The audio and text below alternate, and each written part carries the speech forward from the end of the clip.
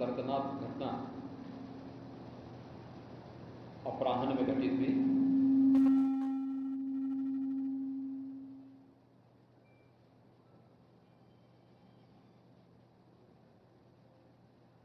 इस पूरी घटना के तह तक जाने के लिए शासन स्तर पर हम लोगों ने कल भी जो व्यवस्था बनाई थी, लेकिन प्रथम दृष्टया हम लोगों का यह था कि पहले राहत और बचाव के कार्य को आगे बढ़ाया जाए।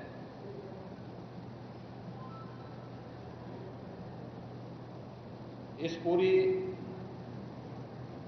जो अभी हादसा है, इस हादसे में 121 श्रद्धालुओं की मृत्यु हुई, जो उत्तर प्रदेश के साथ साथ हरियाणा, राजस्थान और मध्य प्रदेश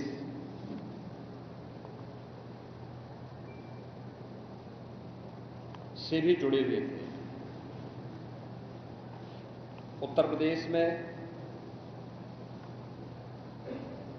हाथरस, बदायूं, कासगंज, अलीगढ़,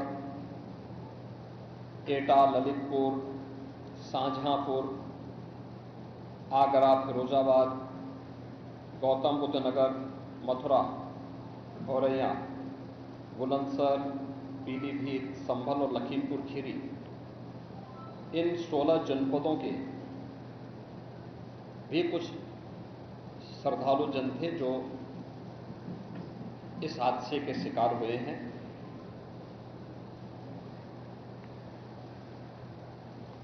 एक 121 में से 6 मृतक ऐसे थे जो अन्य राज्यों से थे, जिनमें ग्वालियर मध्य प्रदेश से 1 थे, हरियाणा से 4 थे और राजस्थान से 1 थे। हाथरस के जिला हॉस्पिटल में मैंने जो घायल हैं, 31 ऐसे घायल हैं जो हाथरस, अलीगढ़, एटा और आगरा के हॉस्पिटल में जिनका उपचार चल रहा है, और उसमें लगभग सभी आउट ऑफ डेंजर है।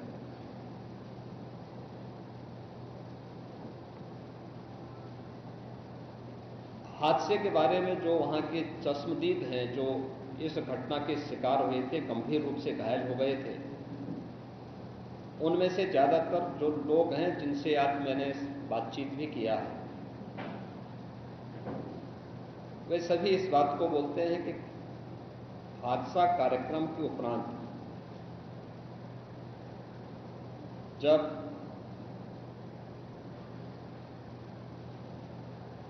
इस कार्यक्रम में जो सज्जन वहां पर अपना उपदेश देने के लिए आए थे, उनका कार्यक्रम या उनकी कथा संपन्न हुई तो कथावाचक के मंच से उतरने के बाद जीटी रोड में जैसे ही उनका काफिला आया था तो उन्हें छूने के लिए जब महिलाओं का एक दल उधर बढ़ा तो उनके पीछे पीछे भीड़ गई, और इसी के बाद वे एक दूसरे के ऊपर चढ़ते गए। सेवादार भी लोगों को धक्का देते रहे, जिसके कारण दोनों ओर, जीटी रोड के दोनों ओर और जीटी रोड के अंदर भी ये सब हादसा वहां पर होता हुआ दिखाई दिया। इसका सबसे दुखद पहलू यह था कि इस प्रकार के आयोजन में जो सेवादार प्रशासन को अंदर घुसने नहीं देते, दुर्घटना होने के तत्काल बाद या दुर्घटना के दौरान प्रारंभिक रूप में इन्होंने पहले वहां पर इस मामले को दबाने का प्रयास किया, लेकिन जब उन्हें प्रशासन ने हॉस्पिटल ले जाने की कार्रवाई प्रारंभ की तो इनमें ज़्यादातर सेवादार वहां से भाग गए। इस पूरी घटनाक्रम के लिए हम लोगों ने एडीजी आगरा की अध्यक्षता में एक एसआईटी गठित की है, जिसने अपनी प्रारंभिक रिपोर्ट दी है और इस घटना की तह में जाने के लिए उनसे कहा गया है। बहुत सारे ऐसे पहलू हैं जिन पर जांच होनी बहुत आवश्यक है। अब तक प्रथम दृष्टया जो थी हमारी कार्रवाई ये थी कि राहत और बचाव के कार्य को आगे बढ़ाने के बाद आयोजकों को पूछताछ के लिए बुलाना,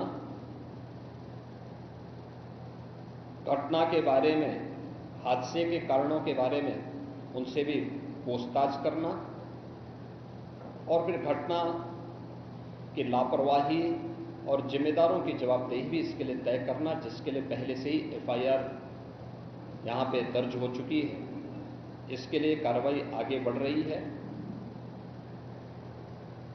हम लोग इस बात को किसी भी प्रकार से डिनाई नहीं कर सकते। इस प्रकार की घटना केवल एक हादसा नहीं होता। अगर हादसा भी है तो उसके पीछे कौन जिम्मेदार है, और अगर वह घटना घटित हुई है तो इसके पीछे हादसा नहीं तो साजिश किसकी है, कौन इसके पीछे है। इन सभी पहलुओं को लेकर के राज्य सरकार ने तय किया है कि हम इसका एक जुडिशियल इंक्वायरी भी करवाएंगे और जुडिशियल इंक्वायरी हाईकोर्ट के एक रिटायर्ड जज की अध्यक्षता में होगी, जिसमें प्रशासन और पुलिस के भी रिटायर्ड सीनियर अधिकारियों को रख करके इस पूरी घटना की तह में जाकर के जो भी इसके लिए दोषी होगा उन्हें इसकी सजा देना और इस प्रकार की घटना की पुनरावृत्ति न हो, इनके बारे में एक सुझाव और एक एसओपी उनके माध्यम से बनाई जा सके, जिसे आगे इस प्रकार के किसी भी बड़े आयोजन में लागू किया जा सके। यह हम लोग सुनिश्चित करेंगे। और मैंने यहां पर भी हाथरस में भी और सिकंदराराव के घटनास्थल का मैंने दौरा किया, यद्यपि वहां काफी बारिश थी, और वहां जाकर के मैंने एक बार उसको देखने का प्रयास किया है। यद्यपि प्रशासन ने पहले से इसके मैप भी बना के तैयार किए थे और भेजे भी थे, लेकिन हादसे के कारणों की प्रारंभिक व्यवस्था देखी जा सके इसको देखने के लिए वहां पर मैं स्वयं गया था। और हमारे 3 मंत्री यहां पर कल से ही कैंप कर रहे थे। मुख्य सचिव और पुलिस महानिदेशक भी यहां पर कल से ही कैंप कर रहे हैं। सीनियर अधिकारीगण भी यहां पर पुलिस और प्रशासन के अधिकारीगण यहां पहले से ही कैंप करते हुए इस पूरी घटना के लिए जिम्मेदारों की जवाबदेही तय करने की भी दिशा में आगे कार्रवाई की जा रही है, जिसमें कुछ विशेष दल बनाए गए हैं, जिनमें अलग अलग जनपदों में उनकी कार्रवाई अब प्रारंभ होगी और प्रारंभिक जांच के बाद आगे की कार्रवाई को हम लोग आगे बढ़ाने का कार्य करेंगे। यह यहाँ की घटना के बारे में था और जुडिशियल इंक्वायरी के बारे में आज ही इसके नोटिफिकेशन शासन के द्वारा भी जारी हो जाएगी। महाराज जी,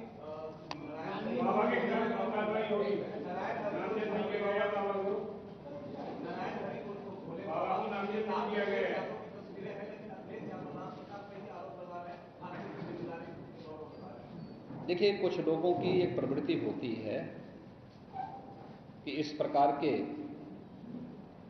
दुखद और दर्दनाक घटनाओं में भी वे राजनीति ढूंढते हैं। और ऐसे लोगों की ये फितरत है कि चोरी भी और सीना चोरी भी। यह हर व्यक्ति जानता है कि सज्जन के फोटो किसके साथ में हैं, उनके राजनीतिक संबंध किनके साथ जुड़े हुए हैं।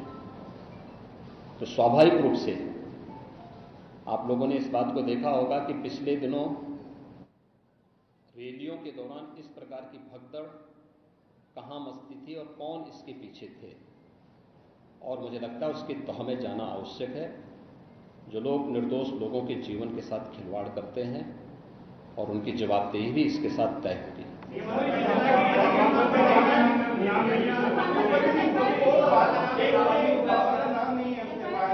दूसरी चीज आपने कहा कि ऐसे आयोजनों में प्रशासन को घुसने की इजाजत नहीं होती है, तो ऐसा क्यों होता है कि क्या भविष्य में ऐसी चीजें ना हो? देखिए प्रशासन प्रथम दृष्टया ये मान के चलता है कि धार्मिक आयोजन है, उनके सेवादार इस प्रकार के आयोजनों की जिम्मेदारी अंदर से स्वयं निभाएंगे।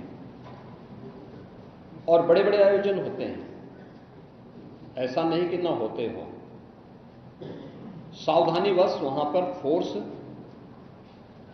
प्रशासन तैनात करता है, लेकिन आउटर रिंग में उनकी फोर्स होती है।